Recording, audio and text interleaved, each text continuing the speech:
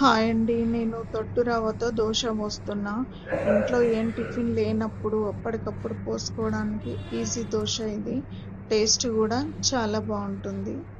మీకు నచ్చితే మీరు కూడా ఒకసారి ట్రై చేయండి. ఇంట్లో ఏం టిఫిన్ లేనప్పుడు పిల్లల వరకే ఉంటే వాళ్ళని పంపించాలి స్కూల్ కాబట్టి వాళ్ళ వరకు వాళ్ళకి పంపించి మీరు ఈజీగా పోసుకున్న ఒక పావు గంటలో దోస రెడీగా అవుతుంది. పావు గంట రవ్వ నానబెట్టి పెట్టేసుకొని ఇట్లా నానబెట్టిన వాటర్ వంపేసుకొని ఇట్లా మిగతా రవ్వ అంతా తీసి అందులో మిక్సీ పట్టేసుకొని అల్లము సాల్ట్ వేసి మెత్తగా పేస్ట్ దోశ పిండిలాగా రుబ్బుకోవాలి.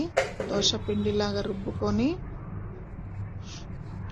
ఇట్లా ఉప్పు అల్లం వేసుకొని దోశ పిండి ఎంత పిండి మెత్తగా రుబ్బుతామో ఇది కూడా అట్లనే మెత్తగా రుబ్బేసేయాలి. రుబ్బేసి ఇట్లా పల్సగా ఉండాలి. దోశ పిండిలాగా చిక్కగా ఉండకుండా పల్సగా ఉండాలి. ఇట్లా పల్సగా రుబ్బేసుకొని ఒక గిన్నెలో షిఫ్టింగ్ చేసుకొని దీంట్లో మనము అల్లము ఉప్పు వేసినాం కదా, కొద్దిగా జీలకర్ర వేసుకోవాలి.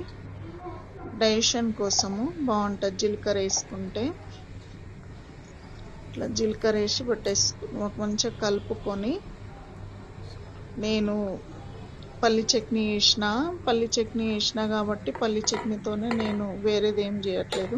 మీకు ఆ చట్నీ కూడా లేదు అనుకుంటే ఉప్పు కారం కొత్తిమీర ఉల్లిగడ్డలు ఆనియన్ దోశలాగా కూడా మీరు పోసుకొని డైరెక్ట్ తినొచ్చు. టేస్ట్ సూపర్గా ఉంటుంది అట్లా వేసుకున్నా కూడా. దోశల పెంక మీద అయితేనే పర్ఫెక్ట్గా రాదు, రొట్టె పెంక మీద అయితే పర్ఫెక్ట్ వస్తుంది దోశ.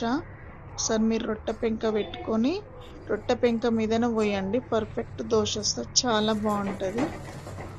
ట్రై చేయండి. రాని వాళ్ళు ఒకసారి వీడియోస్ ట్రై చేయండి. ఎట్లా ఉందో కూడా కామెంట్ కూడా చేయండి నాకు. ఇట్లా పల్సగా పిండి ఉంటే ఏంటంటే రొట్టెల పెంక మీద పోస్తే బబుల్స్ లాగా వస్తాయి, హోల్స్ వస్తుంది. దోశ బాగుంటుంది, మెత్తగా టేస్ట్ బాగా వస్తుంది. ఇట్లా పోసేసుకొని ఆయిల్ వేసుకోవాలి.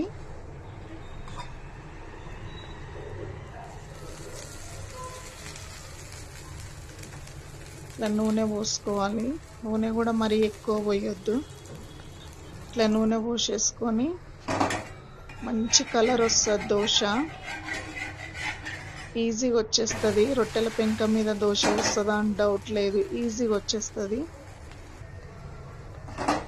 ఇట్లా ఎంత మంచి కలర్ వచ్చింది. ఇట్లా మళ్ళీ ఉల్టేసుకొని కాల్చి చేసుకుంటే చాలా బాగుంటుంది దోశ.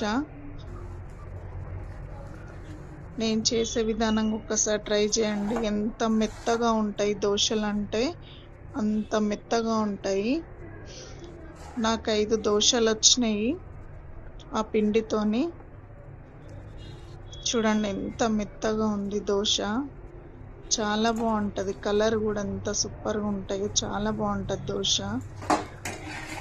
ట్రై చేయండి. ట్రై చేసి ఎట్లొచ్చిందో కూడా కామెంట్ ఇవ్వండి.